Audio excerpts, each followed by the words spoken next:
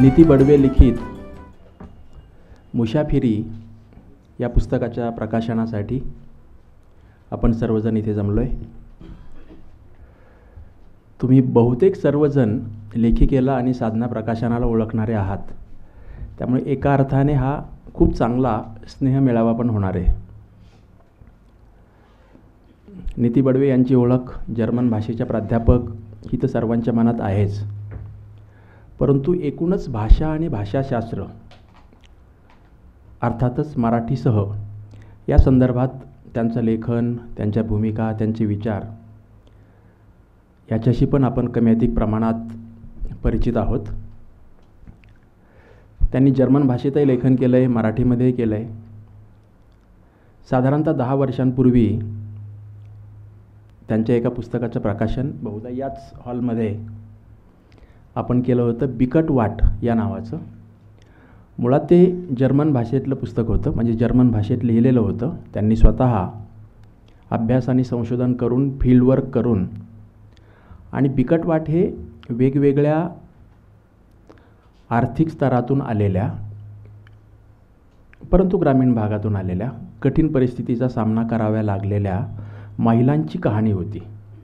आणि त्या महिलांनी केवळ आणि केवळ स्वतःची उन्नती कशी करून घेतली किंवा स्वतःला कसं सावरलं इथपर्यंत ती मर्यादित नव्हती. तर स्वतः अडचणीत आल्यानंतर स्वतःला, कुटुंबाला, नातेवाईकांना सावरून घेणं आणि त्याचवेळी सामाजिक कामामध्येही कमी अधिक प्रमाणात सहभागी व्हायला लागणं, अशा प्रकारचं ते पुस्तक, त्याच्यातल्या कहाण्या, कथा या साधना साप्ताहिकातून काही प्रसिद्ध झाल्या आणि नंतर आपण त्याचं पुस्तकही काढलं होतं. तर तेव्हा खरं तर नीती बडवे आणि साधना आमची ओळख झाली आणि त्यानंतर त्या अधूनमधून लिहित होत्या. काही वेगवेगळ्या निमित्ताने साधनेच्या उपक्रमात त्या सहभागी होत होत्या. गेल्या वर्षी त्यांनी एक 10 ते 12 भागांची एक मालिका साधनाकडे सोपवली होती. जून 2024 पासून तर डिसेंबर 2024पर्यंत 6 ते 7 महिन्यामध्ये ते 12 भाग आम्ही क्रमशः प्रकाशित केले होते. आणि काय होतं त्यामध्ये, तर त्यांनी प्रामुख्याने युरोप आणि अमेरिकेमध्ये जे काही दौरे केले, प्रवास केला, तो काही अभ्यासाच्या निमित्ताने, परिषदा अटेंड करण्याच्या निमित्ताने होता, काही पर्यटनाच्या निमित्ताने होता, काही दोन्ही एकत्रित होता. आणि त्याच्यावरचे ते छोटे छोटे लेख होते, 1000, 1200, 1500 शब्दांचे असे लेख. आणि त्यामुळे ते 12ही भाग क्रमशः प्रकाशित झाले. त्यामध्ये आणखी 3 लेख असे होते जे जरा दीर्घ पण होते आणि अन्यत्र प्रकाशित झालेले होते. ते 3 भाग, अशा एकूण 15 लेखांचं आज पुस्तक तयार झालेलं आहे. आणि त्याचं आपण प्रकाशन करण्यासाठी सतीश आळेकर, रेखाई नामदार साने या दोघांना निमंत्रित केलेलं आहे. आता आपण हे 2 पाहुणे आणि अर्थातच लेखिकेचंही पुस्तक आणि फूल देऊन स्वागत करू. आणि त्यासाठी आपण निनाद माटे यांना विनंती करू.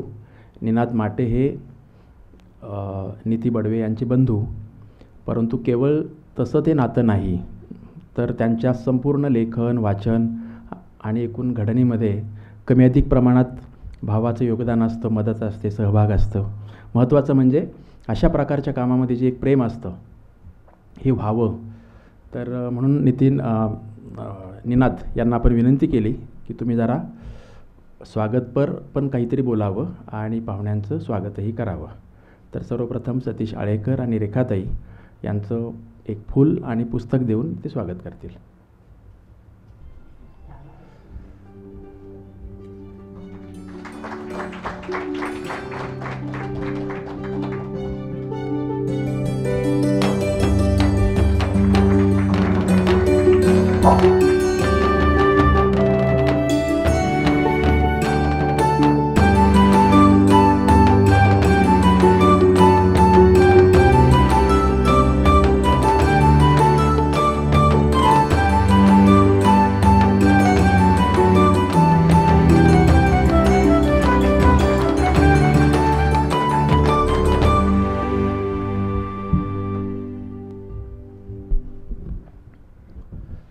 कार्यक्रम आपण अतिशय साधा, सोपा, सुटसुटीत ठेवला आहे.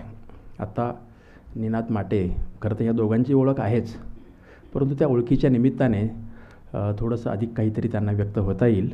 तर निनाद बोलतील, त्यानंतर मग आपण पुस्तकाचं प्रकाशन करू, मग लेखिकेचं मनोगत करू, किंवा उलटंही करता येईल, लेखिकेचं मनोगत आधी आणि पुस्तकाचं प्रकाशन, आणि मग या दोघांची भाषणं. तर निनाद. सतीश आणि रेखाची ओळख करून देण्याची जबाबदारी माझ्यावरती सोपवली आहे. तुम्ही खरं म्हणजे या लोकांना चांगलं ओळखताच, पण तरीही मी थोडीशी माहिती त्यांच्याकडनंच मिळवली ती तुम्हाला सांगायला पाहिजे. आणि त्यापेक्षासुद्धा, त्या माहितीपेक्षा मला जास्त महत्त्वाचं वाटतं की लेखकाची ओळख ही त्याच्या लेखनातून होते. म्हणजे त्याविषयी मला थोडंसं काय वाटतं ते सांगणं गरजेचं आहे. आणि रेखानी तर सतीशच्या 2 महत्त्वाच्या नाटकांवरती समीक्षात्मक अशी 2 पुस्तकं स्वतंत्रपणे संपादित केली आहेत. तर त्यामुळे तिचा तो अभ्यासाचाच विषय आहे.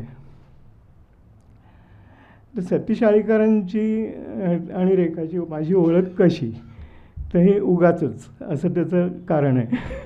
म्हणजे कुठेही आम्ही बरोबर होतो वगैरे असं नाही आहे. स्काउटमध्ये असं आम्ही समवयस्क आहोत. स्काउटमध्ये असताना, शाळेमध्ये असताना तो वेगळ्या स्काउटमध्ये होता, मी वेगळ्या स्काउटमध्ये होतो. पण त्यावेळेला त्यांनी गणेशोत्सवामध्ये केलेलं नाटक मला अजूनही आठवतं. त्यामुळे तेव्हापासूनच मला त्याला नाटकात बघायची सवय आहे. आणि आम्ही विद्यापीठात असताना वेगळ्या वेगळ्या विभागांमध्ये होतो, पण त्यावेळेला त्यांनी एक एकांकिका बसवली होती, एक झुलता पूल. आणि ती एकांकिका पुरुषोत्तम करंडकमध्ये सगळी बक्षिसं घेऊन गेली. आणि तो एक मैलाचा दगडच होता. सतीशनी स्वतः लिहिलेली, दिग्दर्शित केलेली आणि काम केलेली अशी एकांकिका होती ती. तर मंगरुळकर परीक्षक होते, त्यांनी अतिशय सुंदर कौतुक केलं होतं त्या एकांकिकेचं. आणि त्यानंतर सतीशला जी पारितोषिकं मिळवण्याची सवय लागली ती अजूनही तशीच आहे. त्यानंतर नाटककार म्हणून तो बराच वेगानं पुढे आला. त्यांनी 74 साली महानिर्वाण लिहिलं. खरं तर त्यांनी आपल्याला सगळ्यांना माहिती असलेलं घाशीराम कोतवाल हे सहदिग्दर्शक म्हणून त्यांनी काम केलं होतं त्या नाटकाच्या प्रोडक्शनमध्ये. पण त्यांनी स्वतः लिहिलेलं नाटक प्रसिद्ध झालं महानिर्वाण. आधी त्याच्या एक नाटक आलं होतं काय, मिकी आणि मेमसाब. त्यानंतर महानिर्वाण आलं. महानिर्वाण 74 साली आलं. 79 साली बेगम बर्वे आलं. ही दोन्ही अतिशय महत्त्वाची नाटकं आहेत मराठी वाङ्मयातच एकूण. मला आमच्या एका मैत्रिणीनं सहज विचारलं होतं की 20व्या शतकातले मराठीतले महत्त्वाचे लेखक कोण वाटतात. तर तत्क्षणी माझ्या तोंडावर आली नावं 2, म्हणजे सतीश आळेकर आणि भालचंद्र नेमाडे. तर का, तर ते अतिशय वास्तवाचं भान ठेवून लिहितात. हा माझ्या मते त्यांचा फार मोठा गुण आहे. त्यांचा नायक कायम अतिशय सामान्य माणूस असतो आणि त्या नायकाचं अनुभव विश्वही अत्यंत मर्यादित असतं. की कुठेही त्याच्यात नाट्यमयता नसते, कुठेही सनसनाटी काहीही नसतं. पण तरीसुद्धा जीवनाकडे बघण्याचा त्याचा दृष्टिकोन अतिशय समंजस आहे आणि अतिशय परिपक्व आहे त्यांच्या नाटकातल्या सर्वच लोकांचा. आणि तो अतिशय वास्तवाला धरून आहे, हे मला विशेष वाटतं. त्यांच्या नाटकांमध्ये कायमच वास्तव आणि फॅन्टसी याचं मिश्रण असतं. पण फॅन्टसीसुद्धा आपल्या कोणाच्याही मनामध्ये सहज येऊ शकतील अशा गोष्टी असतात त्यांच्या फॅन्टसीमधल्या. आणि त्या गोष्टी आपल्या मनात आल्या तरी आपण त्या बोलून दाखवणार नाही किंवा करून दाखवणार नाही अशा असतात. आणि त्या दुसऱ्या कोणीतरी करताय म्हटल्यानंतर आपण त्या बघायला तयार होतो अशा प्रकारच्या बऱ्याच फॅन्टसीज त्यांच्या नाटकात मध्ये मध्ये येतात. पण त्या फॅन्टसीज आपल्याही मनात येऊ शकतात, म्हणजे त्याही एकाच दृष्टीने फॅन्टसीच्या पातळीवरचं वास्तवच असतं. त्यामुळे मला ही गुंफण अतिशय आवडते. त्यांच्या एकूण पारितोषिकांची आणि त्यांनी केलेल्या नाटकां सिनेमांमधनं केलेल्या कामांची, त्यांनी दिग्दर्शित केलेल्या मालिकांची वगैरे यादी इतकी मोठी आहे की ती जर नुसती वाचायची ठरवली तर हा कार्यक्रम संपेल. त्याच्यामुळे ते वाचत न बसता माझ्याकडे यादी आहे ती, पण कोणाला इंटरेस्ट असला तर मी ती कोणाला सांगेन नंतर. पण ते वाचत न बसता मी एक दोन फक्त प्रसंग सांगतो की आता महानिर्वाणमध्ये सतत आपल्याला वास्तवात जे चाळकरी आहेत त्यांच्या वागण्या बोलण्यातनं जाणवत राहतं की परी अंतर्यामी सारे तटस्थ, हा त्यातला मेसेज आहे. त्यांच्या कुठल्याही नाटकात किंवा लिखाणामध्ये कुठलाही उपदेश नसतो, फक्त एक आरसा समोर ठेवलेला असतो. आणि तसाच तो फॅन्टसीच्या पातळीवरती सुद्धा एक आरसा ठेवलेला असतो. आपलंच मन आपल्याला सांगतं की हां, हे शक्य आहे, आपल्या डोक्यात येऊन जाणं असं. तर महानिर्वाणमध्ये सगळे चाळकरी ज्यावेळेला वावरत असतात त्यावेळेला त्यांचा तटस्थपणा आपल्याला वेळोवेळी लक्षात येतो. पण फॅन्टसीच्या पातळीवरती मनाचे खेळ कसे चाललेले असतात ते कौशल्यानं त्यांनी भाऊराव आणि रमा, म्हणजे एक स्वर्गवासी झालेला माणूस आणि त्याची विधवा, याच्यातून दाखवलेलं आहे. तुम्ही जर कोणी सगळ्यांनी बघितलेली असली ही नाटकं तर तुम्ही हे सहज ॲप्रिशिएट करू शकाल. किंवा बेगम बर्वेमध्ये, आता बेगम बर्वे हे नाटक त्यांनी वयाच्या 30व्या वर्षी लिहिलं, पण जवळजवळ 50च्या आसपास असलेल्या प्रौढ अविवाहित लोकांची असुरक्षितता मनातली, एक सेक्शुअल कॉम्प्लेक्सेस त्यांचे, किंवा एकूण आर्थिक असुरक्षितता ही त्यातून व्यक्त होते. आणि त्या वयामध्ये मोठ्या वयातल्या लोकांच्या ह्या प्रश्नांची समज असणं हे सुद्धा मला महत्त्वाचं वाटतं. त्या नाटकातनं ते व्यक्त झालेलं आहे. त्यातसुद्धा अनेक प्रसंग असे गुंफलेले आहेत की काही खरे आहेत वास्तवातले, काही अर्थातच पूर्णपणे फॅन्टसीतले आहेत. पण ती फॅन्टसी अतिशय सहजपणे पचून जाते, कारण ती कोणाच्याही मनात तशी येऊ शकते त्याच्यामुळे. तर ह्या सगळ्यावरती अभ्यास करणाऱ्या समीक्षक या रेखा इनामदार साने, त्या आपल्याला माहिती आहे की त्या SNDTमध्ये प्राध्यापक होत्या, मराठी विभागाच्या प्रमुख होत्या, नंतर त्या सर्व विभागांच्या समन्वयक होत्या, त्यातनं निवृत्त झाल्या. त्यांचीसुद्धा अशीच त्यांनी प्रसिद्ध केलेल्या, संपादित केलेल्या पुस्तकांची यादी प्रचंड आहे. पण त्यातलं महानिर्वाण आणि बेगम बर्वे या 2 नाटकांवरची समीक्षात्मक पुस्तकं त्यांनी संपादित केलेली आहेत. त्यांचं स्वतःचं संशोधन हे अस्तित्ववादावरचं आहे. तर अस्तित्ववाद आणि मराठी कादंबरी असं त्यांनी 5 कादंबऱ्यांच्या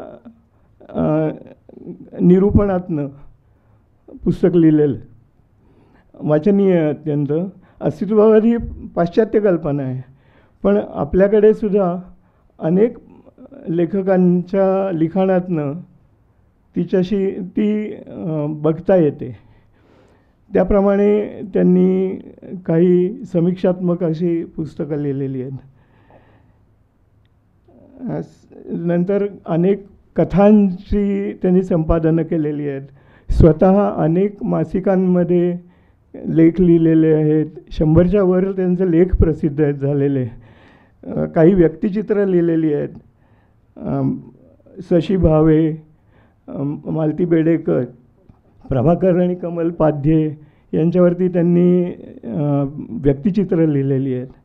तर असे अत्यंत सर्जनशील आणि अभ्यासू पाहुणे आपल्याला लाभलेले आहेत आज. त्यांचं मी मनापासून स्वागत करतो.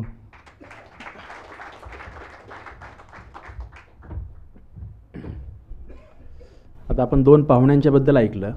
आता आपण लेखिकेला ऐकू आणि एकूण या पुस्तकाची जी काही पार्श्वभूमी आहे ती त्यांच्या शब्दात ऐकून झाली की मग पुस्तकाचं प्रकाशन करू, मग पाहुण्यांच्याकडे वळू.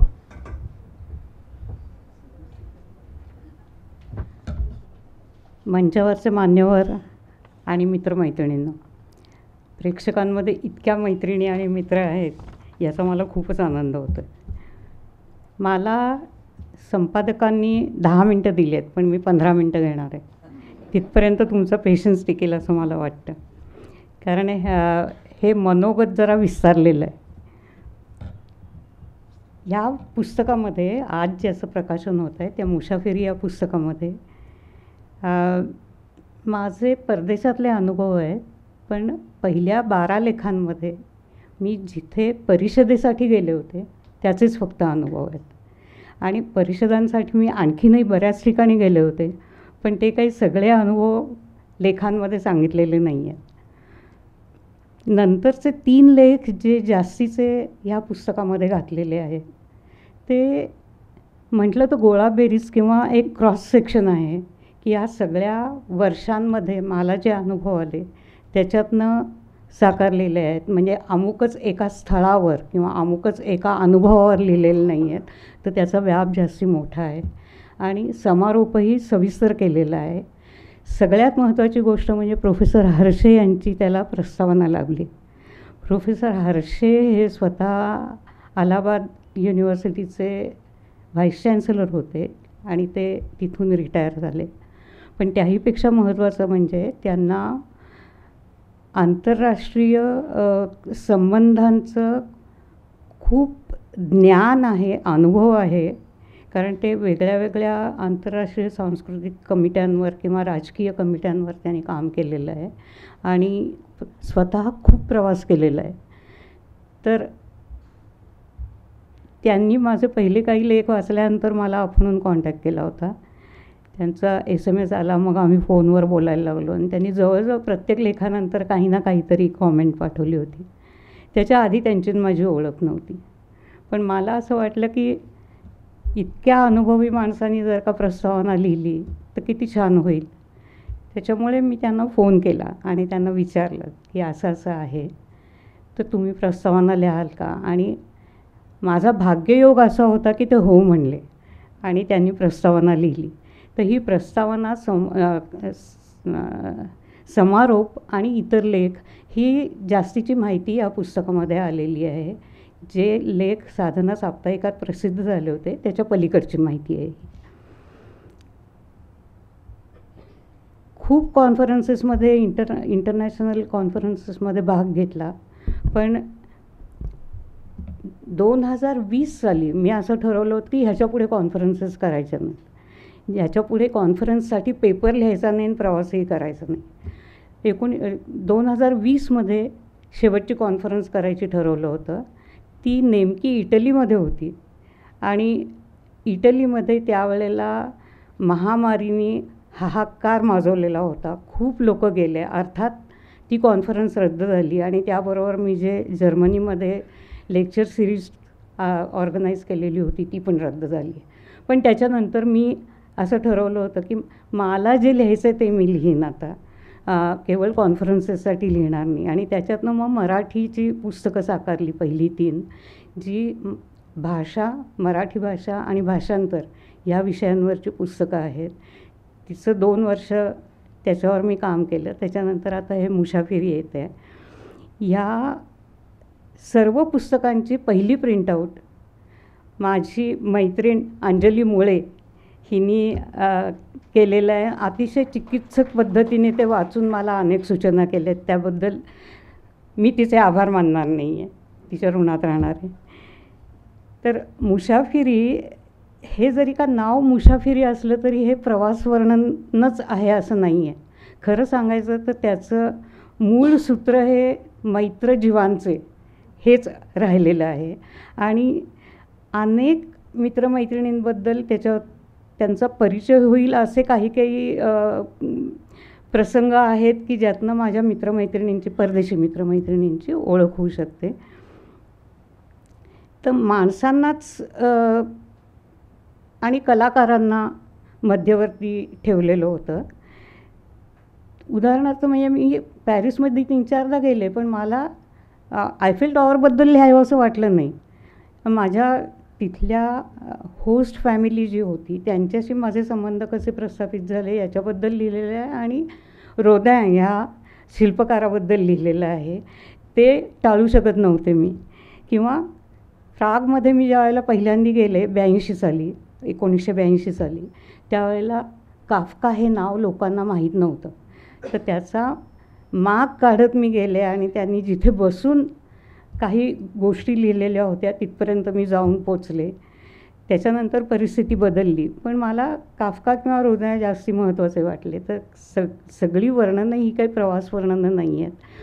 तर माणसं आणि मैत्री हेच या पुस्तकाचं सूत्र आहे असं मला नंतर जाणवतं आहे. कुठचीच गोष्ट आखून रेखून आणि हे करायचं आहे म्हणून केलेली किंवा लिहिलेली नाही आहे.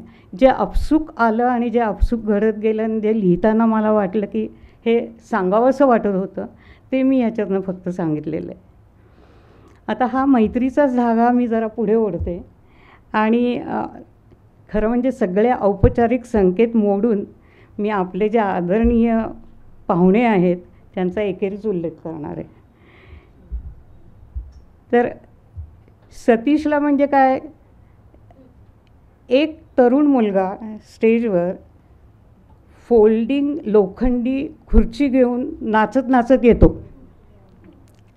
ही झुलता पूलची सुरुवात. त्या क्षणापासून आम्ही सगळे त्याचे जे फॅन झालो ते झालो आणि उत्तरोत्तर त्याच्याबद्दल प्रेम आणि आदर वाढतच राहिलं.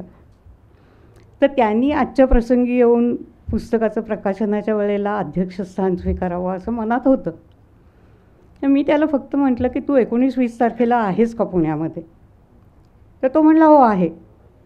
तो म्हटलं का विचारतेस तू? म्हटलं मी काहीही आडेवेडे आणि प्रास्ताविक न करता फक्त एवढं सांगते की ह्या पुस्तकाचं प्रकाशन समारंभ करायचा आहे, त्याला तू अध्यक्ष होशील का?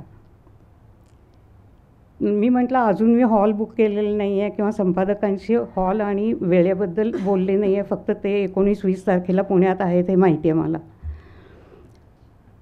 तर तो म्हटला 19-20 तारखेला तू कुठचीही वेळ आणि कुठचाही हॉल ठरव, मी येणार आहे. 3ऱ्या मिनिटाला मी फोन खाली ठेवला. रेखाच्या बाबतीतही असंच आहे. रेखा तर फार लहानपणी एकदम मोठी होऊन गेली. तिला इतक्या तरुण वयामध्ये सरस्वती पुरस्काराच्या निवड समितीमध्ये बोलावणं आलं होतं आणि तेव्हापासून ती अनेक निवड समित्यांवर असते आणि प्रसिद्ध समीक्षक आणि लेखिका आहे हे सगळ्यांनाच माहिती आहे. तिला मी एक फोन केला आणि तिला म्हटलं असं असं प्रकाशन करायचं ठरतं आहे, अर्थात येणार आहे मी आणि अर्थात बोलणार आहे. तर त्याच्यामुळे हे दोघंजण आज या समारंभाला लाभले हे माझं भाग्य आहे आणि त्यांनी तत्काळ हो म्हटलं, ह्याचा मला खूपच आनंद झाला आहे. निनाद हा माझा मोठा भाऊ आहे. 1 वर्षाचा अंतर आहे आमच्यात, बरोबर एकाच महिन्यामध्ये आमचे वाढदिवस असतात. पण वडिलांच्या शिस्तीमुळे तो दादा आहे आणि आमच्या सर्व मित्रमैत्रिणींचा तो दादाच आहे. त्याला दादा म्हणूनच ओळखलं जातं, पण दादा हे नातं झालं, आमची खरी मैत्री आहे. आणि मुख्य सांगायची गोष्ट म्हणजे कुठेही मी कधीही सुखदुःखाच्या गोष्टी, शंका आलेल्या मनात किंवा मुख्य म्हणजे चिडचिड आणि त्रागा करण्याचं एक हक्काचं स्थान आहे माझ्यासाठी. तर त्याच्यामुळे कायमच त्याच्याशी सल्लामसलत होते आणि मी एकटीच नाही, सगळे मित्रमैत्रिणी त्याच्याकडे सल्लामसलतीसाठी येतात. इथे बसलेले अनेक लोक साक्षी आहेत आणि ते त्याच्याशी कशा गप्पा मारायला जातात हे ते सांगू शकतील. पण आज मी त्याच्यासाठी बोलवलेलं नाही आहे त्याला. तो माझ्या सर्व लेखनाचा पहिला वाचक आहे आणि टीकाकार आहे. तर त्याच्यामुळे त्याच्याखेरीज माझी पुस्तकं होत नाही. आणि तो एक निष्णात आणि उत्तम पुस्तक निर्मिती करू शकतो. तो व्यवसायाने त्यांनी फोटोटाईप सेटिंग पहिल्यांदा सुरू केलं आणि म्हणून स्वतःला अक्षरछाया हे नाव घेतलं. आणि सगळ्यात महत्त्वाची गोष्ट म्हणजे 1985 साली त्यांनी मराठीचे पहिले फॉन्ट्स बनवले आणि अत्यंत सुबक आणि सुंदर वळणाचे हे फॉन्ट्स आहेत. आणि ते मग त्यांनी सकाळला काही दिले फॉन्ट्स आणि श्रीलिपीलाही त्यांनी काही फॉन्ट्स दिले. ते युनिकोड येईपर्यंत ते फॉन्ट्स मी वापरत नव्हते. त्याच्यामुळे आमच्याकडे काम करणारी अत्यंत निष्णात अशी काय म्हणूया सहकारी आमची, की जी म्हणजे कार्यक्षमता आहेच पण अत्यंत हुशार आणि अत्यंत मितभाषी आहे, अशी आमची राजू साधू तिथे बसलेली आहे. तिने माझी जवळजवळ सगळी पुस्तकं आणि पुस्तकांचे लेआउट वगैरे केलेले आहेत. पुढे मी युनिकोड आल्यानंतर मराठी, जर्मन, इंग्लिश सगळं स्वतःच टाईप करते. पण पुस्तकं लावण्यासाठी आणि पानं लावण्यासाठी कायम आम्ही तिच्याकडे जातो. ती आमची उत्तम सहकारी आहे, निनादबरोबर ती काम करते. त्याचप्रमाणे माझं ज्या वेळेला काफकाचं पुस्तक आलं, काफकाच्या भाषांतराचं म्हणजे पुस्तक आलं, त्यावेळेला त्याचे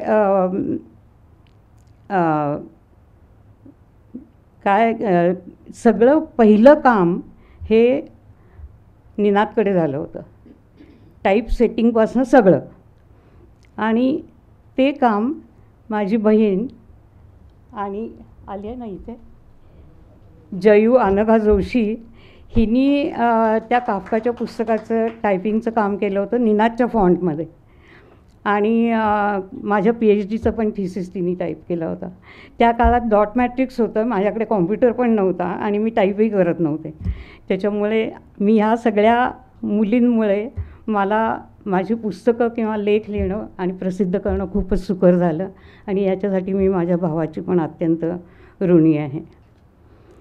आता महत्त्वाची गोष्ट म्हणजे ह्या पुस्तकाची निर्मिती. ह्या पुस्तकाच्या निर्मितीमध्ये अर्थातच विनोद शिरसाट आणि त्यांचे चमू, त्यांची टीम यांचे खूप कष्ट त्याच्यात गेलेले आहेत आणि खूप वेळ गेलेला आहे. पुष्कळ सहकारी त्यांचे आहेत, पण ज्यांनी प्रत्यक्ष निर्मितीमध्ये सहभाग घेतला होता अशा लोकांचा फक्त मी उल्लेख करते इथे. एक तर आरती, दुसरे माने आणि तिसरे आपले आर्टिस्ट साधनाचे गिरीश सहस्रबुद्धे यांनी हे कव्हर केलेलं आहे आणि अत्यंत सुंदर केलेलं कव्हर आहे. अत्यंत आकर्षक असं मुखपृष्ठ हे झालेलं आहे. याची एकच गोष्ट आहे की हे पेंटिंग आहे आणि ते पेंटिंग मी 2009 साली इस्तंबूलमध्ये घेतलेलं होतं आणि ते स्ट्रीट आर्ट आहे. म्हणजे एके ठिकाणी आम्ही चहा प्यायला थांबलो, त्याच्यानंतर बाहेर पडलो तर रस्त्यावर एक माणूस हे पेंटिंग करत होता. तर ते पेंटिंग मी घेतलं तिथे, ते फ्रेम करून माझ्या घरात लावलेलं आहे. त्याच्यात इतके कमीत कमी स्ट्रोक्स पण त्याच्यातनं गती आणि हे दिसू शकतं असं ते पेंटिंग असल्यामुळे मला ते खूपच आवडलं आणि माझ्या आवडत्या पेंटिंग्सपैकी आहे. पण त्याचा कलात्मक रीतीने योग्य तऱ्हेने वापर हे गिरीश सहस्रबुद्ध्यांचं क्रेडिट आहे आणि अतिशय सुंदर त्यांनी मुखपृष्ठ केलेलं आहे. साधना प्रकाशनचे ह्या पुस्तकाच्या निर्मितीबद्दल आणि प्रकाशनाबद्दल मी अत्यंत आभारी आहे. नमस्कार.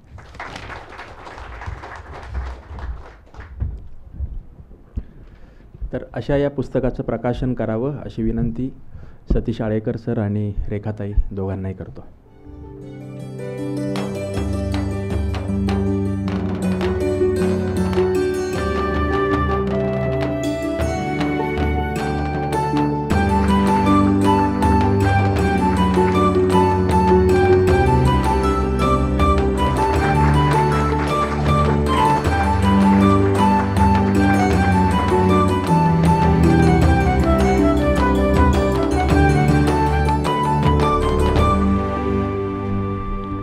कोणत्याही पुस्तकाच्या निर्मितीमध्ये अनेक व्यक्तींचा घटकांचा सहभाग असतो हे आता नीतीताईंनी सांगितलंच. आता आपण इथं प्रातिनिधिक स्वरूपात 4 किंवा 5 व्यक्तींना एक पुस्तक फूल देऊन आणि लेखिकेने एक छोटीशी भेटवस्तू आणलेली आहे ती देऊन आपण त्यांचं स्वागत किंवा सत्कार करूया. तर आत्ता उल्लेख केला ती सर्वप्रथम आरती, तिने या पुस्तकाचं प्रूफिंग आणि कॉपी एडिटिंगसाठी काम केलेलं आहे.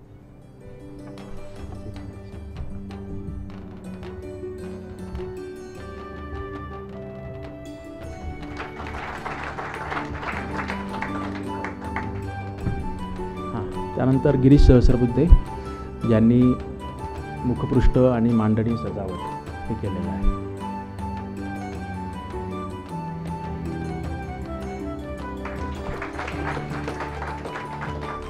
आमचे सुरेश माने व्यवस्थापक आहेत साधना साप्ताहिक आणि प्रकाशन विभागाच्या प्रोडक्शनचे. तर निर्मिती प्रक्रिया तिच्यामध्ये बाळासाहेब आहेत. आमचा आणखी एक सहकारी सुदाम सानप, त्याने या पूर्ण कार्यक्रमाचं संयोजन, पुस्तकाचं प्रमोशन, जाहिरात या सगळ्या गोष्टी पाहिलेल्या आहेत.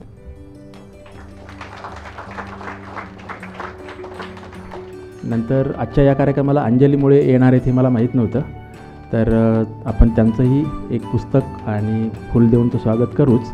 हे पुस्तक अधिक साधना प्रकाशनाचं गेल्या आठवड्यात प्रकाशित झालेलं ते एक पुस्तक, अशी 2 पुस्तकं त्यांना देऊ.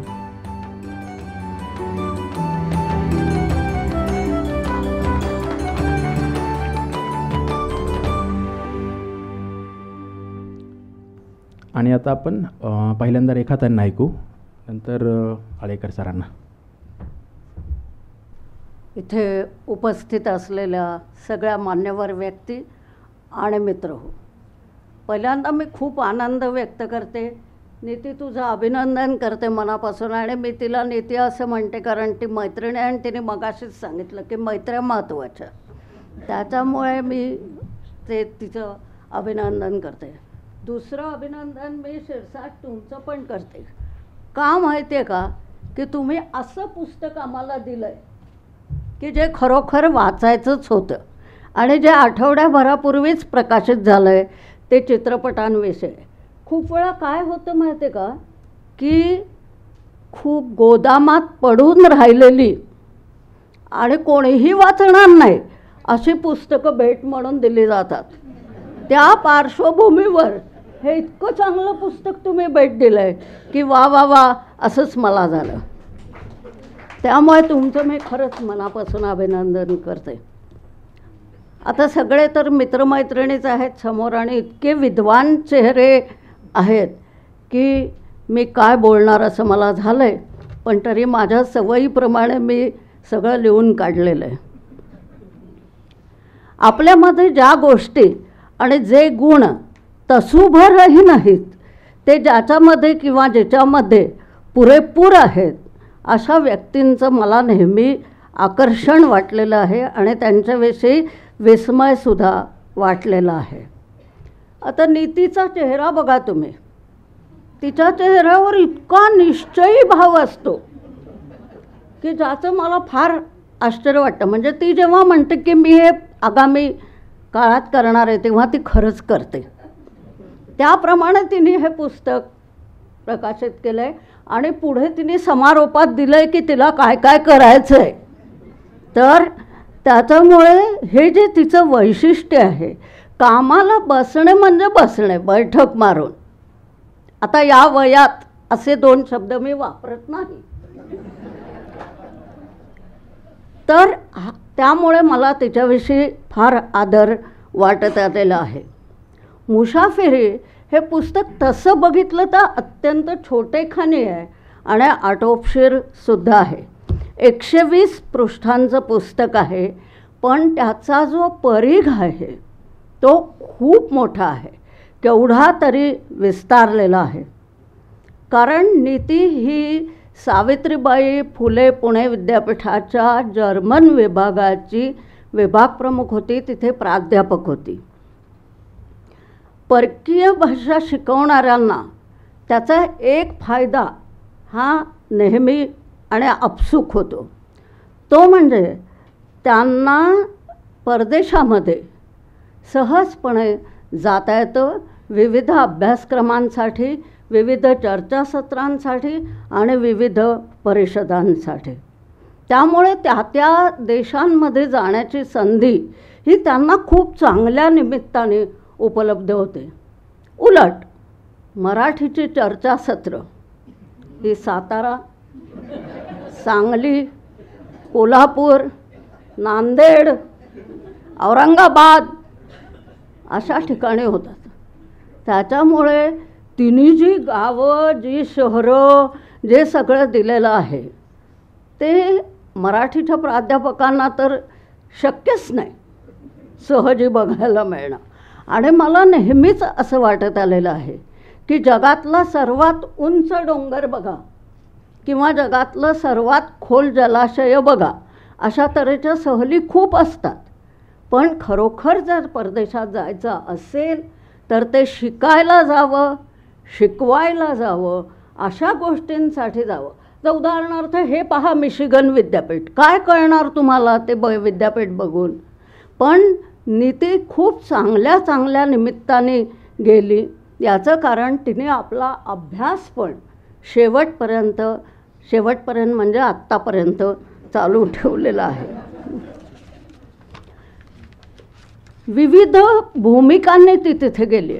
म्हणजे कधी प्रशिक्षण घेण्यासाठी गेली, कधी आंतरराष्ट्रीय परिषदेमध्ये, कधी चर्चासत्रांमध्ये निबंध वाचक म्हणून गेली.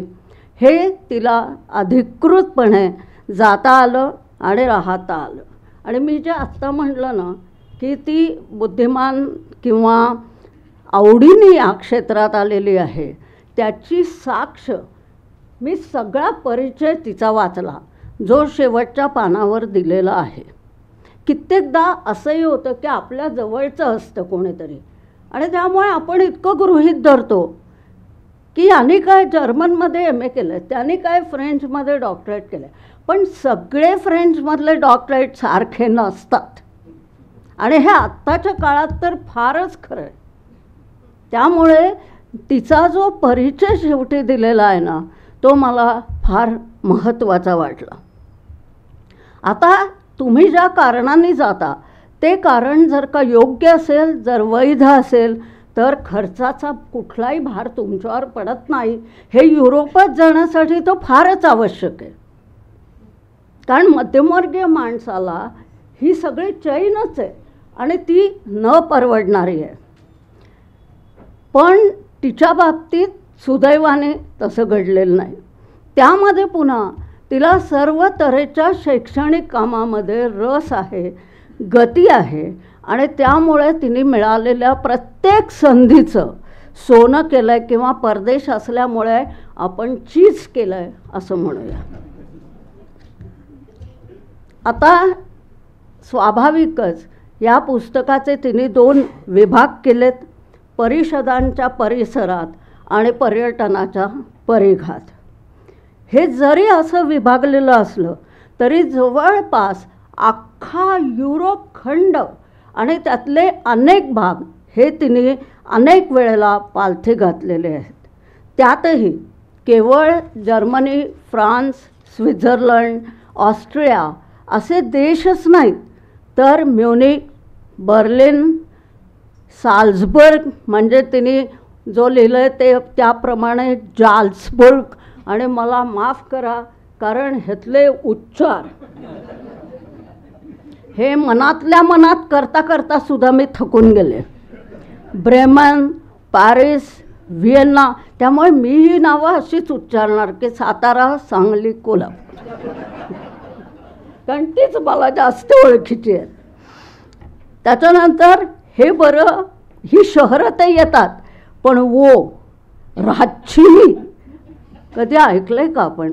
प्रागचा बाग, त्याच्यानंतर स्कागन, त्याच्यानंतर लोसान यासारख्या छोट्या गावांचा परिसर, त्यातल्या भौगोलिक, सांस्कृतिक, राजकीय वैशिष्ट्यांसकट वाचकांच्या नजरेसमोर खूप साकार होतो. मला ते खूप आवडलं, कारण छोट्या गावात तर सहसा जाण्याचा योग हा फारसा कोणाला येत नाही.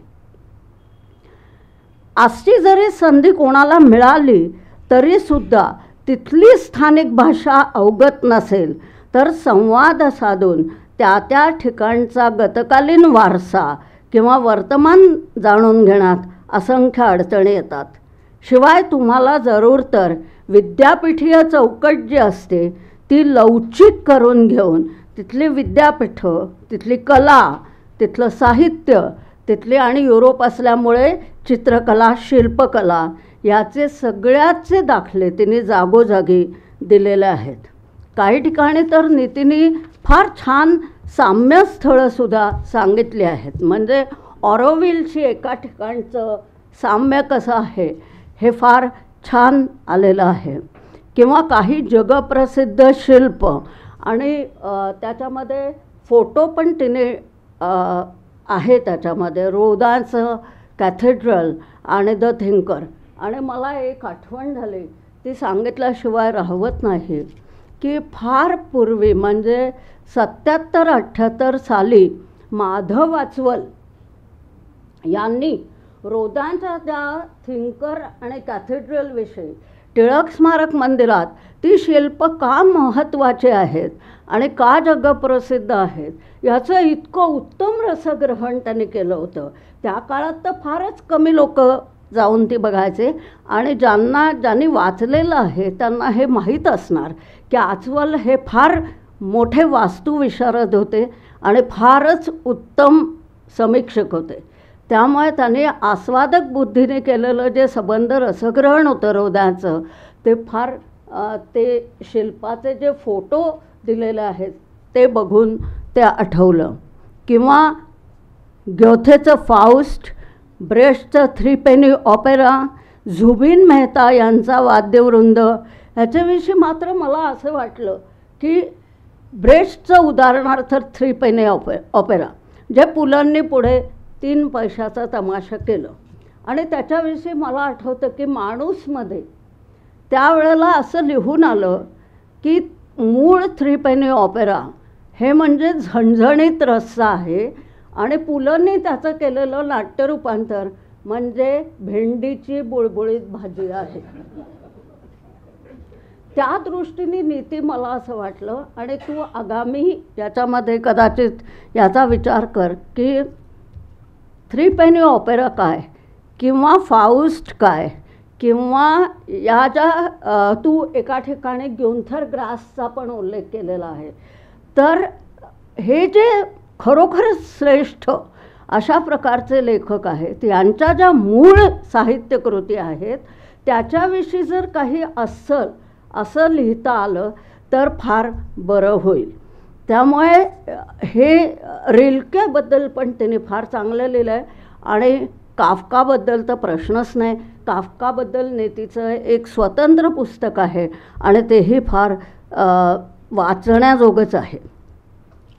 आता उदाहरणार्थ अजून एक संदर्भ त्याच्या पुस्तकात वारंवार आलेला आहे, म्हणजे 2दा-3दा तर नक्की आला आहे. पूर्व आणि पश्चिम बर्लिनचं एकत्रीकरण, त्यातली मधली भिंत पडली, काफकाचं घर. आणि असंच अजून एक संदर्भ थोडा वाढवायला पाहिजे असं मला वाटलं. मला माहीत नव्हतं, इथल्या अनेक जणांना ते माहीत असेल कदाचित. इटलीमधलं अरेना नावाचं जे थिएटर आहे त्याची रचना, त्याचं सगळी बांधणी कशी होते ह्याच्याविषयी तिने लिहिलेलं आहे. पण तुलनेने फिल्हार्मोनिक आणि नॅशनल थिएटर, आता मी साधं सांगते की मी वर्षानुवर्ष हे ऐकलं होतं की लता मंगेशकर यांचा कार्यक्रम फिल्हार्मोनिक थिएटरमध्ये झाला. पण मला नव्हतं माहिती की फिल्हार्मोनिक हा थिएटरचाच एक मोठा प्रकार आहे की जिथे शास्त्रीय आणि अशा संगीताचे कार्यक्रम होतात. तर या गोष्टींविषयी अजून लिहिलं तरीसुद्धा आम्ही वाचू. तसंच बर्लिनच्या भिंतीच्या बद्दल पण ती एक जगाच्या पातळीवरची ती केवढी मोठी ऐतिहासिक घटना आहे.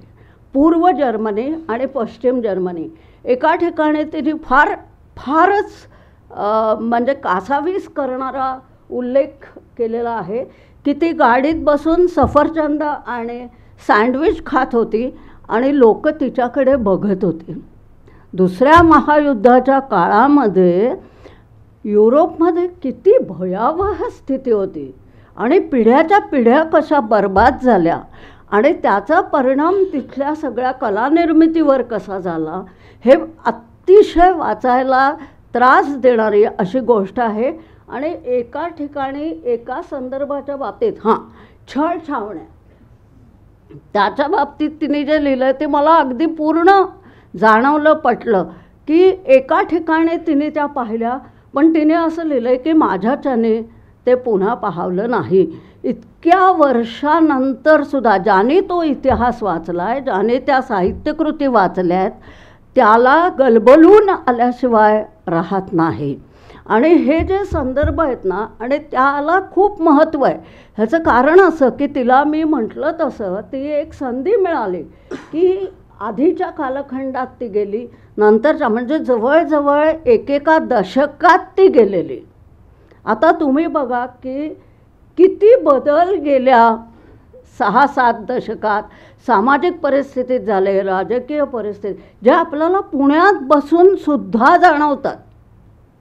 म्हणजे आपल्यापैकी अनेकांना असं वाटतं की हे जे भोवतालचं जग आहे हे इतकं बदलत चाललं आहे की हे माझं जग नाही, असं जर आपल्याला इथे बसून वाटतं, तर जो माणूस युरोपमध्ये हिंडतो त्याला केवढा बदल, तिने मॉलबद्दल एका ठिकाणी अभिप्राय लिहिलेला आहे किंवा सुपर स्टोअर्सविषयी लिहिलेला आहे. तिथे तर केवढा मोठा बदल तिथल्या माणसांना आणि तिथल्या सगळ्या पिढ्यांना जाणवत असेल. आणि त्यामुळं ना काही ठिकाणी काय होतं की तिने वर्णन खूप केलं आहे असंतलं नाही, पण ज्याने ते वाचलं आहे ना त्याला तिथे थांबावंसं वाटतं. म्हणजे या पुस्तकाचं एक हे मी सांगेन की प्रवास वर्णनं वगैरे अनेकदा सरधोपट असतात. मग आम्ही तिथे गेलो, मग तळं बघितलं, मग असं झालं, मग तसं झालं, आणि तळ्यात परत माझंच प्रतिबिंब मला दिसलं आणि ते किती सुंदर होतं, कारण पाणी खूप निवळशंख होतं. तर असं याच्या बाबतीत घडत नाही, माहिती आहे का. 1-2 लेख वाचले की विराम घ्यावासा वाटतो आणि मग पुढे चला. आणि तो जो विराम घ्यावासा वाटतो ना, तो संशोधन विषय वगैरे यामुळे नाही वाटत, तर बाकीच्या ज्या गोष्टी आहेत, बाकीचे जे संदर्भ आहेत, त्याच्यामुळे आपण तिथे थांबतो. हे या पुस्तकाची एक मोठीच जमेची बाजू आहे. आता अजून एक अभिप्राय मला फार मार्मिकच वाटला. म्हणजे हा आपल्यापैकी कित्येकांच्या लक्षात आला असेल, पण आपल्याला तो एरवी तितका जाणवत नाही. तिने जे लिहिलं ना की पुतळे कोणाचे असतात युरोपमध्ये, स्मारक कोणाचे असतात, तर लेखकांचे असतात, कवींचे असतात, साहित्यिकांचे असतात. आपल्याकडे कोणाचे स्मारक असतात याच्याविषयी मी बोलतच नाही आता. त्यामुळे खूप नवा प्रकाश हा पडतो ह्याच्यात. आणि मला अजून एक बरं वाटलं की तू कुठेही संग्रहालयांची वर्णनं केली नाहीस, कारण म्युझियम्सची एवढी वर्णनं युरोपच्या प्रवास वर्णनात असतात तर ती नाही आहेत. आणि मग जाऊन आलेल्या लोकांना आपण भारावून जाऊन सांगितलं ना तर ते म्हणतात की त्याच्यात काय आहे, ती ऑडिओ टूर असते, तेच लिहिलं आहे यांनी, तर म्हणजे मग पुन्हा आपल्याला काहीच नाही. तर असं याच्यात घडलेलं नाही आहे. त्यामुळे नीती केवळ तथ्याधिष्ठित तपशील देत नाही, तर इथे तिच्या माहितीचं रूपांतर हे अनुभवात होतं. आणि त्यामुळे मुसाफिरी वाचताना आपल्याला खूप सरस किंवा कंटाळवाणं असं फारसं होत नाही. आता तिने जे पदार्थ दिलेत त्याची नावं उच्चारायची म्हणजे पण अवघडच आहे. आउफलाउफ, स्पेत्सल, कोटोलेट, फ्रिकाडेल. आता अशी नावं वाचताना मला वाटलं की हे उच्चारायला एवढे कठीण आहेत, करायला किती कठीण असतील आणि खायला त्याहून कठीण. तर हे मला शेवटचे जे 3 लेख आहेत ना, मैत्र्या, खाद्यपदार्थ म्हणजे खाद्यसंस्कृती आणि ललितकला, हे मला खूप जास्त आवडले त्यातले. कारण ॲना, मोनिका, अँजेला, बिगी, मी मुद्दाम खाली बघून वाचते की काय चुकायला नको. तर फ्रिज, बेनेडिक्ट वगैरे वगैरे. तर हे जे सहवासातले क्षण आहेत ना, ते हेवा करण्याइतके सुखद आहेत. कधीकधी गमतीशीर भाग म्हणजे नीती मराठी भाषेची जेव्हा खासियत सांगते जर्मन मराठी तुलना करून, की माझा आणि माझी या दोन्हीतला झ बघा कसा वेगळा आहे, माझा आणि माझी. आणि हे जेव्हा तुम्ही परकीयांना शिकवता त्यावेळेला तुमच्या तोंडाला फेस येतो. हे मी अनुभवावरनं पण सांगेन. रेखा, अरे रेखा नाही रेखा, हे त्यांना म्हणता येत नाही. ही एक गोष्ट आपल्याला अभिमान करण्याजोगी आहे खरी. आता पाणी हे रूपक हे जर्मनमध्ये कसं वापरलं जातं आणि मराठीत कसं वापरलं जातं. प्रेमाचा वर्षाव, आनंदात न्हावून निघालो. तर हे काय काय खूप गमतीशीर गोष्टी ती स्वतः भाषेचे अभ्यासक असल्यामुळे तिच्या त्या नजरेतून ते सुटलेलं नाही. आणखीन एक मला खूप आवडलेली गोष्ट आहे ती फारच नमुनेदार आहे. ती पण कधी लक्षात न येणारी, म्हणजे आपण बघितलीच नाही तर आपल्या कुठनं लक्षात येणार म्हणा. रशियात मदर रशियाचा भव्य पुतळा आहे, पण तिच्या हातात मोठी तलवार आहे.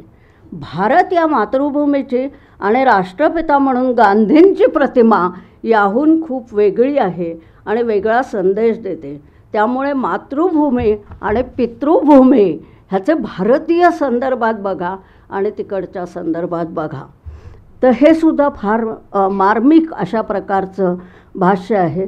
असं खूप ठिकाणे आहे. युरोपातले जे टाऊन हॉल्स आहेत ते किती प्रेक्षणीय आहेत आणि आपल्याकडच्या नगरपंचायती, चावड्या वगैरे त्याची चित्र तुम्ही डोळ्यासमोर आणा. तसंच एक मला खूप आवडलेलं अजून म्हणजे सिंगापूरमध्ये स्वयंपाक करूच नये अशीच तरतूद आहे. जाताना जेवून जा किंवा ब्रंच करून जा असं तिथे एकूण व्यवस्था आहे. सोबत तिने एक कॉमेंट पण केले की भारतीय पुरुषांनी हे लक्षात ठेवलं तर बरं होईल. त्याचा विशेष आनंद झालेला आहे. आणि एका गोष्टीचं दुःख पण झालं आहे ते म्हणजे तू एका ठिकाणी लिहिलं आहे की सगळे कोश होते, सगळ्या भाषेतले कोश तिथे होते, पण मराठीचा कोश काय नव्हता. याचं फार मला वाईट वाटलेलं आहे.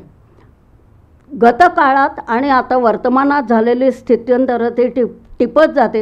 याचं साधं उदाहरण म्हणजे 82 साली ते प्रागला गेली, 2003ला गेली, 2016ला गेली. काय भाग्यवान बाई आहेस तू. तर काफकाविषयीची तिची जी आस्था आहे, काफकाविषयी प्रागमध्येच झालेला जो बदल आहे तो पण तिने खूप काय काय आणि किती किती या छोटेखाने पुस्तकामध्ये आलेलं आहे.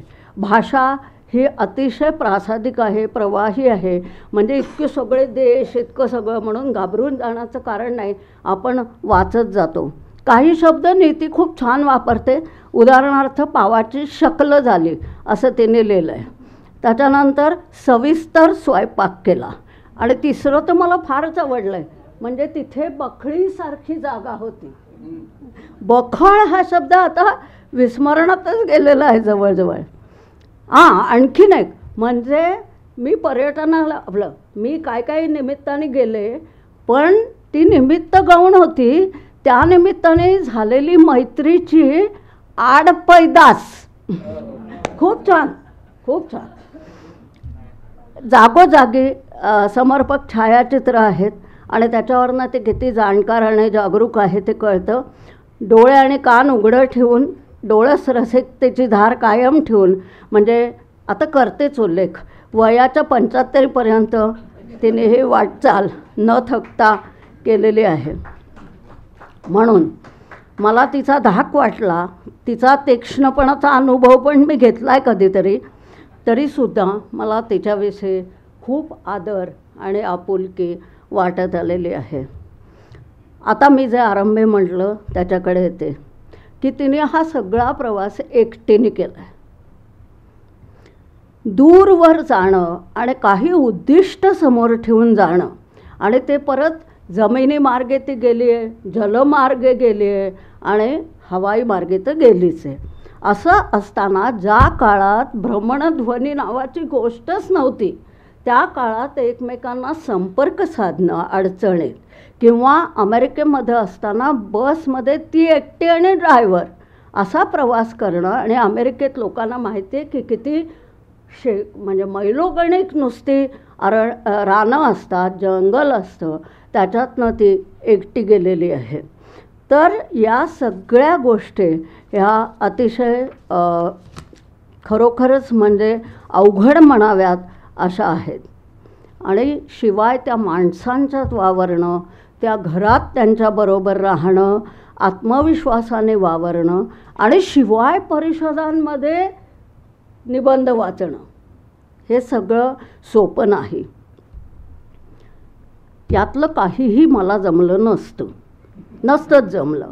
कारण याच्यासाठी जो एक मूलभूत आत्मविश्वास लागतो, निडरपणा लागतो, निर्भयता लागते, संकट आलं तरी त्याचा सामना करण्यासाठी जी सावध वृत्ती लागते ती माझ्या अंगी फारशी नाही. परिणामी मुसाफिरी मी कुतूहलाने संपूर्ण वाचलं. आता 1-2 जागा मला ज्या काय म्हणू आपण नसत्या तरी चाललं असतं असं मला वाटलं, त्याचा पण उल्लेख करते. काही म्हणजे या पुस्तकाची पुढची आवृत्ती जेव्हा निघेल त्यावेळेला तुम्ही त्याचा विचार करा. काही वेळेला काय होतं माहिती आहे का, की स्थळं, सालं आणि निबंधाचे विषय ह्याचे जे उल्लेख येतात ना, तर ते सर्वसामान्य माणसाच्या ला कदाचित ते बोर होऊ शकते किंवा कंटाळवाणं. जेव्हा परिच्छेद लिहिला जातो, उदाहरणार्थ मी सांगते की 82 ते 84 या पानांवर व्हिसा मिळवण्यात येणाऱ्या अडचणी असा संबंध तपशील आहे, व्हिसाविषयीच लेख आहे. हां, तर त्यातला तो जो भाग आहे तो थोडा कमी केला तरी चालू शकेल. तसंच एक तिला कसं फसवलं असतं एका माणसाने, वकील नाही का, ते कोशाचा एक किस्सा तो दिलास, तर तो सुद्धा जरा कमी करता आला असता तरी काही बिघडलं नसतं. कारण तो प्रातिनिधिक नाही आहे, म्हणजे हे कोणाच्या अनुभवाला सहजी येईल असं वाटत नाही. तरीसुद्धा या सकट मी म्हणेन की नवनवे प्रदेश, संशोधनाच्या वेगवेगळ्या देशा, आणि त्याच्यात एक गोष्ट माझी आत्ता सांगायची राहत होती ती मी सांगते की पुष्कळ वेळा शैक्षणिक कामात काय होतं माहिती आहे का, ग्रांथिक विषय संशोधनासाठी निवडले जातात. नीतीने एक फारच उत्तम काम केलं आहे, ते म्हणजे बिकट वाट नावाचं तिचं पुस्तक आहे की जे इथल्या वाड्या वस्त्यांवर ज्या बायका कष्टकरी अत्यंत हलाखीचं जीवन जगतात त्यांच्या मुलाखती तिने संपादित करून त्याचं पुस्तक तिने जर्मनमध्ये केलं. नाही तर एरवी परदेशातल्या माणसांना आपलं दारिद्र्य किंवा आपली सगळी विपन्नावस्था, अभावग्रस्त समाज याची स्थिती कळण्याच्या आता पुष्कळ लोक लिहित आहेत, बहुजन समाजातलेही लिहितात, चांगलं उत्तम लिहितात. पण हे बिकट वाट हे पुस्तक एका परकीय भाषा शिकवणाऱ्या बाईच्या मनात यावं आणि तिने त्याची निर्मिती करावी, ही खूप उल्लेखनीय गोष्ट आहे. आणि मला वाटतं त्याच्याशी संबंधित जयाताई होत्या काळे, हो ना, बिकट वाटशी होत्या का नव्हत्या, तर हे पण खूप प्रशंसनीय म्हणावं असं काम आहे. त्यामुळे म्हटलं तर शीर्षकावरनं असं वाटतं की हे अतिशय एकलक्षी असं काम आहे, पण हे राहत नाही एकलक्षी. हे वाचता वाचता असं विस्तारत जातं आणि अनेकलक्षी होतं, आणि भिन्न स्वभावधर्म आणि अभिरुची असणाऱ्या माणसांनासुद्धा त्यामुळे मुसाफिरीचा माग काढत जावंसं वाटेल अशी आशा करते आणि संपवते.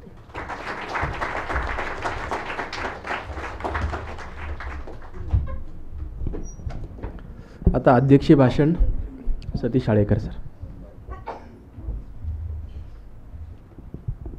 नमस्कार.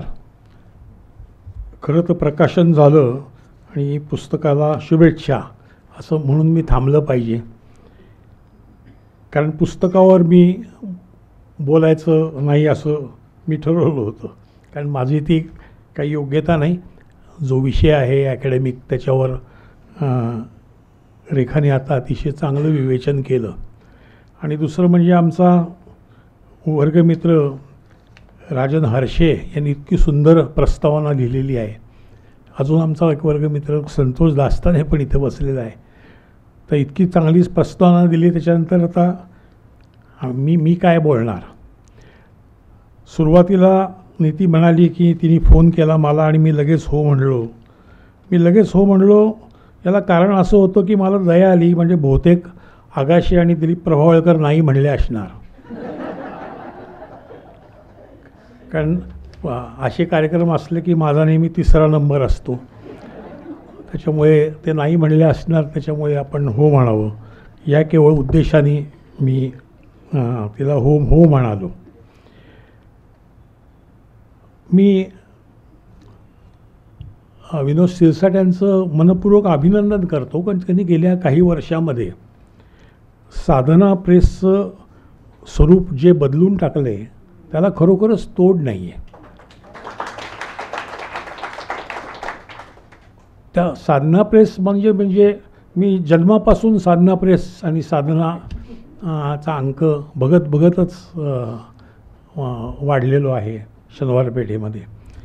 आणि तो अंकही मला पूर्वीपासून त्याच्या अनेक बदललेले प्रत्येक त्याचे संपादक आमच्या घरी चहा पिऊन गेलेले आहेत, कारण आम्ही शेजारीच असल्या कारणाने. त्याच्यामुळे पण त्यांनी आत्ता अलीकडच्या काळामध्ये विशेषतः 90 नंतर जे सगळं बदललं त्याला अनुरूप जे बदल केलेले आहेत ते अतिशय स्पृहणीय आहेत आणि मी त्यांचं मनपूर्वक अभिनंदन करतो. आणि एक तरुण पिढी त्यांनी आपल्याबरोबर लावून घेतली ते अतिशय फारच आहे. मला असं वाटतं की एक कॅफे साधना कुठेतरी त्यांनी काढावं आणि तिथं म्हणजे आत्ताचे सगळे श्याम तिथं कॉफी किंवा अन्य काही पीत बसलेले असतील आणि पुस्तकांवर आणि ह्याच्यावर उहापोह करतील असं मला वाटतं. हां, अलीकडेच त्यांनी जी रानड्यांची 3 पुस्तकं प्रसिद्ध केली, भाषांतरित केलेली, ते खंडही चांगले आहेत. आणि आता राम बापटांच्या स्मृतीनिमित्त गेली 10 वर्ष ज्या व्याख्यानमाला झाली त्या व्याख्यानमालेचं सुद्धा मोठं पुस्तक भाषांतर केलेलं, मकरंद साठे यांनी भाषांतर केलेलं, तेही साधनातर्फे येते. राजन हर्षेचं आत्मवृत्त आलं, हे अतिशय चांगलं. आणि त्यांनी ते तरुण मुलांना फेलोशिप देणं, त्यांच्याकडनं काम करून घेणं, त्यांना ग्रामीण भागात पाठवणं, ग्रामीण भागात काय चाललेलं आहे ते आपल्याकडच्या लोकांना कळलं, हा अगदी फार चांगला आणि उत्तम उपक्रम यांनी राबवलेला आहे. त्यांना असंच मी शुभेच्छा देतो आणि एक सूचना करतो त्यांना. ती सूचना कदाचित म्हणजे हा विषयांतर होईल. मला असं वाटतं की आता प्रॉब्लेम आमच्या नाटकाला तर परत चांगले दिवस पॅन्डेमिक नंतर येत आहेत, लोक जात आहेत, पण याच्या संहिता ज्या आहेत या संहिता मिळत नाहीत, त्या एकमेकांकडे कुठेतरी पाठवता येत नाहीत. तर इंटरनेटचा वापर करून छापण्यासाठी नाही म्हणत आहे, मला वाटतं तुमचं जे कर्तव्य साधना आहे त्याचा एक सेक्शनवर तुम्ही जर एकांकिका ठेवल्यात आणि त्याची पानं विकलीत, म्हणजे त्याचा प्रिंटआउटला 5 रुपये, प्रिंटआउटला 10 रुपये असं करून घेतलं तर ज्याला ती एकांकिका करायची आहे तो तेवढी पानं घेईल. कारण आता मुलं तर काही पुस्तकं विकत घेत नाहीत, ते संहिता त्यांच्या ह्याच्यावरच असते, फोनवरच असते आणि फोन बघतच ते तालमी करतात. संहिता हातात नसतेच, कागदाची संहिता बहुतेकांच्या हातात नसतेच, त्यांच्या हातात फोनच असतो. तर निदान मग ते आपण त्यांना विकू पानं ती, आणि नवीन आलेली संहिता तिथं टाकायची आणि ती चांगली सजवून त्याच्या काही सूचना वगैरे असतील ते करून त्या संहिता नाटकाचे दीर्घांक, त्याच्या दीर्घांकाचा तपशील कोपऱ्यात देता येईल की किती कोणासाठी आहे, काय आहे वगैरे वगैरे. तर असा एक सेक्शन केला तर तो तरुण वर्गामध्ये अतिशय तो पॉप्युलर होईल आणि त्यांना दुकानात न जाता घरच्या घरी ते डाउनलोड करून किंडलसारखं त्यांना ते स्वस्तामध्ये ती संहिता मिळू शकेल. आता नीतीने जे पुस्तक लिहिलेलं आहे, मला असं वाटतं की ते पुस्तक तिने लिहिलेलं आहे त्या पुस्तकाच्या मला असं वाटतं त्याचं सबटेक्स्ट महत्त्वाचं जास्त आहे. कारण त्या सबटेक्स्टमधनं एक विद्यापीठात काम करणारी प्राध्यापिका उभी राहते, तिचं व्यक्तिमत्व उभं राहतं. ती प्राध्यापिका जर इतकी ॲक्टिव्ह असेल, अशा पद्धतीनं ती हिंडली असेल, तर तिच्या या अनुभवाचा फायदा तिथल्या मुलांना किती झाला असेल. जेव्हा इंटरनेट नव्हतं किंवा जेव्हा काही नव्हतं तेव्हा आपल्या इथला कोणतरी आपला मास्तर परदेशी गेला आहे, तिकडनं जाऊन आला आहे, तिकडच्या गोष्टी सांगतो आहे, तिकडची एक नवीन संवेदना सांगतो आहे. हा आदानप्रदान त्या मुलांना किती महत्त्वाचा वाटला असेल. हा त्यातला मला असं वाटतं जास्त महत्त्वाचा. म्हणजे तिचं जे करिअर तिने प्राध्यापिका म्हणून केलं ते विद्यार्थ्यांना किती उपयोगी पडलं असेल हे सबटेक्स्ट त्या सगळ्या वर्णनामधनं तिचं उभं राहतं असं मला वाटतं. आणि असंही वाटतं, आता वाईट वाटतं की ज्या पद्धतीनं तिने स्वतःला कंडक्ट केलं कॅम्पसवर, तसं आत्ताच्या काळात कुठल्याही सिन्सिअर प्राध्यापकाला कंडक्ट करता येईल का स्वतःला? जाता येईल का परदेशी? मनातले विचार मांडता येतील का स्पष्टपणे? जे काय आजूबाजूला चालले त्याच्याविषयी मनपूर्वक म्हणता येईल का की हे मला मान्य आहे, हे अमान्य आहे? तर याची उत्तरं आपल्याला बघावी लागतील की काय परिस्थिती आहे ती. दुर्दैवाची गोष्ट आहे की आज म्हणजे असं वाटतं की आत्ताच्या काळात असं वाटलं की हे सगळं जे आहे ते खाजगी विद्यापीठातली प्राध्यापिका गेली आहे का काय तिकडे. स्टेट युनिव्हर्सिटीतली बाईनी हे केलं आहे असं वाटणं कठीण आहे सध्याच्या काळात. कारण स्टेट युनिव्हर्सिटीमध्ये माणसं भरलीच नाही आहेत. गेली 14 वर्षात एकही प्राध्यापक नेमलेला नाही आहे. ही दुरावस्था आहे.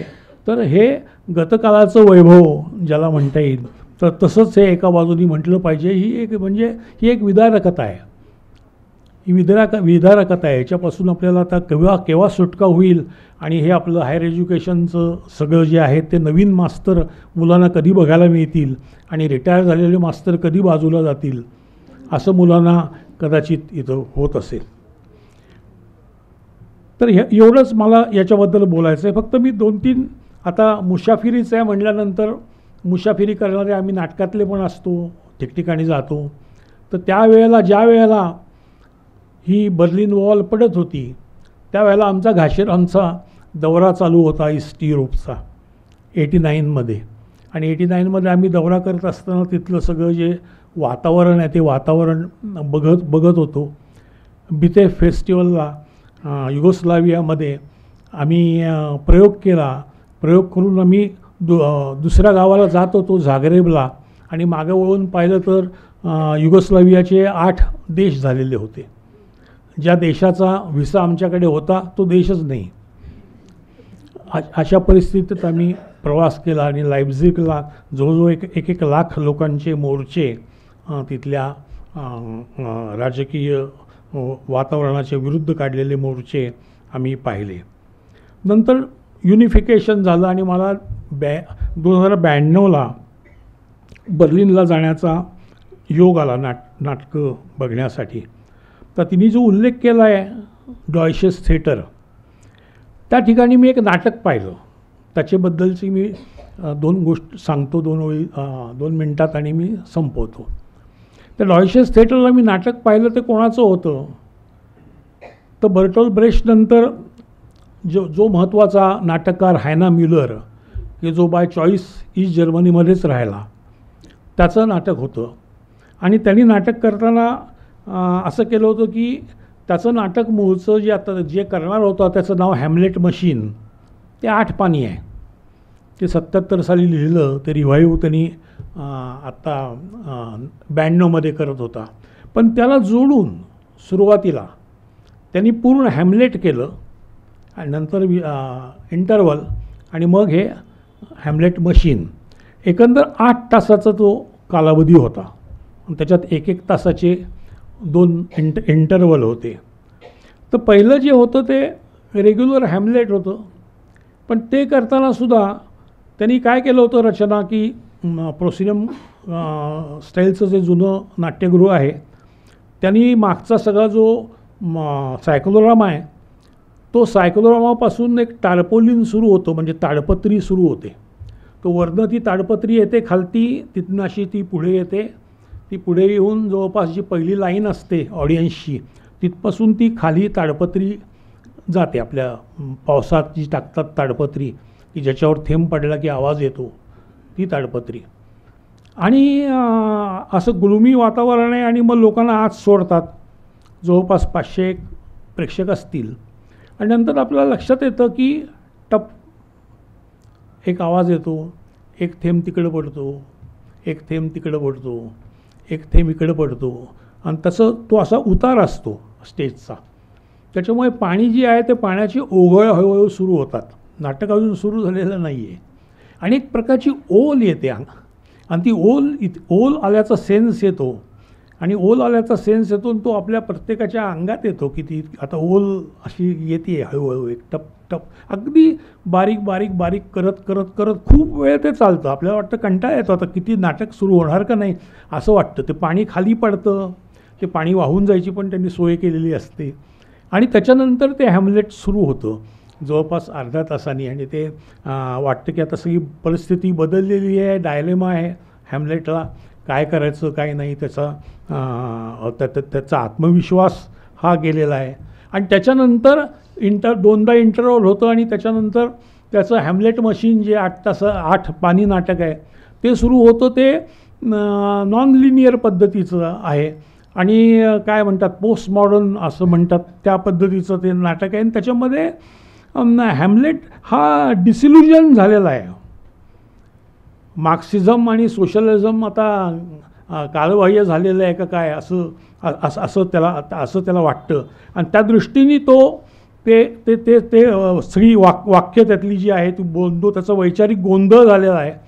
आणि त्याला अस्तित्वाचा प्रश्न पडलेला आहे की मग अशा अवस्थेमध्ये माझ्या अस्तित्वाचा अर्थ काय. आणि ॲफिलिया जी आहे ती वैचारिक विरोधाची काय म्हणतात सिम्बॉल अशी ती आहे. आणि असं ते नाटक आणि 8 तासाचा तो अनुभव हा माझ्या गाठी होता. आणि ते संपल्यानंतर तिथं थिएटरजवळच बार असतो, त्या बारमध्ये मला हॅने मुल्लर भेटले. आणि मी त्यांना मी म्हटलं मी भारतातनं आलेलो आहे वगैरे वगैरे. मग त्यांनी मला ओळख दिली. तेव्हा काही फोटो बिटोचं एवढं काही हे नव्हतं काय हातात, त्याच्यामुळे ते काही फोटो घेता आले नाहीत. तर असं त्या डॉयशेस थिएटरची माझी तिकडची आठवण आहे. आणि त्यांच्याकडचं थिएटर तिथं शॉब्युनो नावाचं एक थिएटर बर्लिनला आहे. त्यांचं व्हिज्युअल सेन्स हा अतिशय चांगला आहे. आणि त्याची आठवण त्या शॉब्युनोची मला अलकाजीच्या जावयांनी सांगितली. आणि अलकाजीचा निसार अल्लाना आणि अमाल अल्लाना, तर हे दोघंजणं हे जेव्हा तरुण असताना हे शॉब्युनोमध्ये इंटर्नशिपला गेलेले होते 60 ते 65च्या दरम्यान. आणि ते फियाट काढून दिल्लीहून चालवत तिकडे गेले. आणि त्या शॉब्युनोमध्ये त्यांनी डिझाईनची एक इंटर्नशिप केलेली होती. आणि नंतर आपल्याकडे आल्यानंतर कळतं की निसार अल्लाना आणि अमाल अल्लाना यांनी जी नाटकं केली, त्या नाटकाचे जे सेट्स होते, ते नाटकाचा जो काही होता त्याच्यावर त्याचा असर किंवा परिणाम किती झाला, काय झाला ते. आणि त्याच्यानंतर मला 2-3 जर्मन नाटककारांच्या बरोबर काम करण्याचा योग आला. म्हणजे नाटककार काही माझ्या ओळखीचे नव्हते. आमचा मोहन आगाशे नेहमी मॅक्सवेल भवनमधनं काहीतरी प्रोजेक्ट्स आणायचा आणि आम्ही ते करायचं होतं. टांक्रेट डॉर्श नावाचे नाटककार होते, त्यांचं भिंत आणि वळण मी केलं. आणि गुंथर ग्रास पुण्याला आलेले होते, त्यांचं प्रलय नावाचं नाटक, द फ्लड नावाचं नाटक हे केलं. 85मध्ये आम्ही केलं. आणि मुंबईला एक्सपेरिमेंटल थिएटर जे आहे, टाटा एक्सपेरिमेंटल थिएटर, त्याचं उद्घाटन या नाटकाने झालं. आणि त्याच्यामध्ये असं प्रतिकात्मक नाटक आहे ते थिएटर ॲप्सर्डसारखं, की एक नैसर्गिक संकट येतं आहे. नैसर्गिक संकट कुठलंही असेल, कुठल्या तरी आयडियॉलॉजीचं असेल, प्रत्यक्ष नैसर्गिक संकट असेल किंवा काहीतरी एक ऱ्हास येत असेल. आणि त्या ऱ्हासाला न जुमानता लोक आपल्याच शेलमध्ये कशी मशगूल असतात आणि ते संकट नाकारतात कसं, याच्याविषयी ते नाटक होतं. त्यावेळेला त्यांना नोबेल मिळालं नव्हतं, त्यांना नोबेल नंतर 99मध्ये मिळालं. पण ते पुण्यात आलेले होते, गुप्तपणे राहत होते. तेरदेस होम्सचे ते पाहुणे होते आणि त्यांनी आमचा 0 परफॉर्मन्स पुण्याला पाहिलेला होता फ्लडचा. आणि नंतर पुन्हा कॉफी हाऊसमध्ये आमच्याबरोबर मिसळ खाल्ली होती गुंथर ग्रासनी, हे मला आठवते. पण अर्थातच तेव्हा काही कॅमेऱ्याचं काही आम्हाला एवढं इंद्रिय नसल्या कारणानं फोटो फारसे काही त्याचे नाही आहेत. तर अशा या आमच्या मुसाफिरीच्या थोड्याशा आठवणी, याचा आणि पुस्तकाचा काही संबंध नाही. पुस्तकाच्या विषयी रेखाने अतिशय मुद्देसूद हे विवेचन केलेलं आहे. आपण सोमवारी सकाळी एवढा मोठा क्राऊड बघून मला मनातून वाटलं की नंतर बहुतेक भोजन आहे की काय. कारण इतक्या मोठ्या वर्क डेला सोमवारी इतक्या मोठ्या संख्येने लोक येणं हे खरं म्हणजे नीतीचा क्राऊड आहे. तर अशाच पद्धतीनं अशा पुस्तकात याचे भरपूर ह्याची विक्री हो आणि ह्याची चर्चा हो अशी मी शुभेच्छा देतो आणि संपवतो. धन्यवाद.